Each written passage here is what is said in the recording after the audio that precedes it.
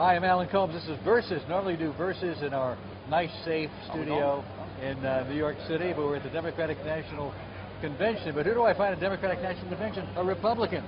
Actually, Bell is a delegate to Trump. Yeah. They're treating you okay here? You need some protection at the DNC? You know, they sweated me out outside, Alan. I was outside about 30 minutes. But all right, how can an African-American person support Donald Trump? You know his history of racial statements. Go down the list. His father's housing discrimination, a company he inherited, but it started with his father being called on discrimination more than once. You know, if you just want to just put African Americans in a box, then you have to say, all right, well, pick the candidate that you think likes black people the most. Which I don't do that analysis before I pick a president, but that's what you're saying. Right. So what I'm saying is that if you want to look at, let's just say we take the liberal analysis and you say you only vote for the person who identifies with your race. If you do that, I'm not talking about identifying with your race, I'm talking about not being a bigot. Well, it's still the same thing. If you want to do that, let's look at Hillary Clinton. Let's look at the 1990s. Let's look at the fact that she took a war on drugs, which everybody wanted to see drugs end, but did a overreach of government and ended up with the mass incarcerations of over 1 million African-American males, who today even liberals call this the new Jim Crow. That wasn't directed at African-American males. By the way, she's following the legacy of a president who changed the sentencing for crack versus powder cocaine. How can you say it's not? Okay, well, Alan, how can you say it wasn't directed at African-Americans if you just said there's a discrimination? Right, if that's going to concern you, how about a guy who goes after Obama, is birther-in-chief, said he wasn't born here, born in Kenya, says I don't want to have a black counting my money, I want a guy with a yarmulke. This is a guy who said blacks are lazy. We can go tit for tat on racial stuff all day, because I can tell you it was only today that the DNC's emails came out where they were making fun of a black woman's name because it was ghetto. Look, that was today. This was a black woman who is a liberal. I'm with you on that. And this is totally a DNC wrong. email. But that's not if you're trying to go who says the most racial stuff. But that's not the candidate. I'm talking about Donald Trump. I'm talking about the candidate. That is the party. You want to talk about the Republican Party's history of racism? Let's talk about Lincoln. Let's talk about abolition. Let's start there. This is not the party of Lincoln. Not the party of Lincoln. Who passed the Civil Rights Act? It was the Republican Congress? Okay, let's go. Voting Rights Act. Republican Congress? Let's go there. This is not that party. Who renewed the Voting Rights Act? George W. Bush. Let's keep going. Let's keep rolling. How about Lyndon Johnson? How about Democrats who stood up for African Americans? How about the Civil Rights Act of 1964? The Voting Rights Act of 1965? How about a party that right now, actually a party right now is trying to install voter ID in states, you know, which is the purpose of stopping African Americans from voting. See, here's what's wrong with your logic, Alan. You say that that's meant to stop African Americans from voting. What do you think voter ID is for? But in 2008 and 2012, African Americans voted at a higher percentage than white Americans. So where's your proof? Because they've been promoting voter ID since then. We're voting higher than everybody else. What is the purpose of voter ID? You know the purpose of voter ID is to stop certain people from getting to the polls. I can't, look, you want to try to get in here and see Hillary Clinton today without ID?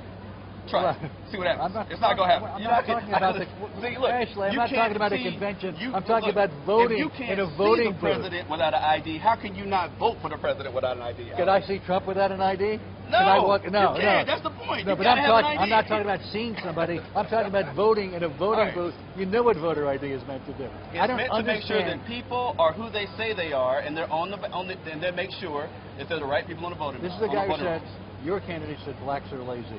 Your candidate was against civil rights. I'm not making it up. He actually admitted that he said it. Hillary Clinton former said Trump blacks executive were super Bob O'Donnell. We can go all day on tit for tat on racial stuff. You call black people super predators. Hillary Clinton said that in the 90s. So no, that's totally taken. No. Hillary Clinton, that super predator thing. Pure white on racial issues. She was talking about gangs. Bill Clinton. She wasn't talking about South Carolina said what? Obama won just because he was black. We're talking past each other here. Hillary Clinton on super predators was talking about gangs and gang violence.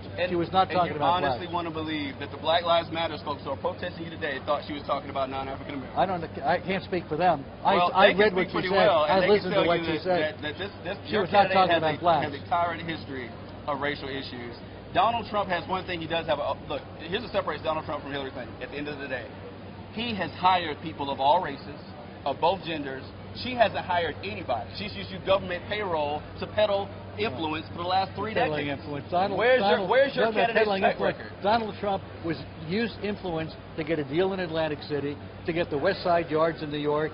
He got government largesse. He took government money. He got all kinds of tax abatements to build his buildings. You want to talk about government largesse and taking money from the government? I'll take someone who takes a risk on America than someone who takes a risk on themselves. Donald Trump took a risk on the economy, took a risk with his own wealth, and went out there and created jobs. So all I'm saying is that Hillary Clinton is a perfect example of just crony status quo politics. How is Donald Trump going to create jobs? Can you tell me how he's going to do that? Because he's been specific about anything? Let me tell you. Give me a man who understands the gift of entrepreneurship. A man who every Friday has to make a payroll, has to make sure families You mean the get guy their who check? went bankrupt 4 times has to make a payroll? Donald Trump has thousands of employees. How many employees does Hillary Clinton have? Bankrupt 4 times? How many employees does Bankrupt 4 times. She gets a government check for 3 decades, and you want to believe he would not have had. Where did she get the money to make those Actually, he got government off the backs of the middle class and built taxpayers. his buildings with government help. Let me ask you this: you started as a. See, here's the problem, Alan. You liberals hate people I am you liberals. liberals. You liberals, you hate people like Donald Trump. I don't hate You anybody. want to not only defeat Donald Trump, you want to hater. defeat the people who are like Donald Trump, the people who create jobs, who are the business owners of this country. If you got rid of them, who's everybody? Where does the jobs go? Doesn't create If you jobs. ran off every Donald Trump in America, Alan, what would be left of this country? Let me do the what question. would be left? Get rid of every small business owner, and what would you have? Let me do the question. You started as a Rand Paul person. I did. You went to Marco Rubio. I did. How do you get to Donald Trump from Rand Paul? They're on opposite ends of the Republican spectrum. Let me tell you, I did support Rand Paul, proud to. Marco Rubio, proud to.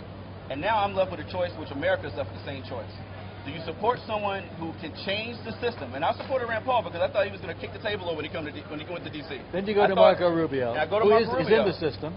He's a, he was what was left an of the establishment system. Republican. Once Bush left, I guess, relatively But Marco speaking. Rubio is an establishment Republican. Let's look at this. He's what was left. You can't be an establishment anything at one term. Be honest. Come on, but you're speaking on both sides of your mouth here. No, I'm not. You're talking anti-establishment. You're supporting Rubio. Rubio was in the Senate 1 term, and before Bush, he was not the establishment. He was only establishment after Bush left the race. Let's be honest. Hillary Clinton has been the establishment for 3 decades. 3 decades versus 4 or 5 years in Congress. There's no comparison. This guy has insulted I was 12 years African old when she Americans, came into office. Hispanics, veterans, the disabled, the military. You get on the list of the people he has insulted.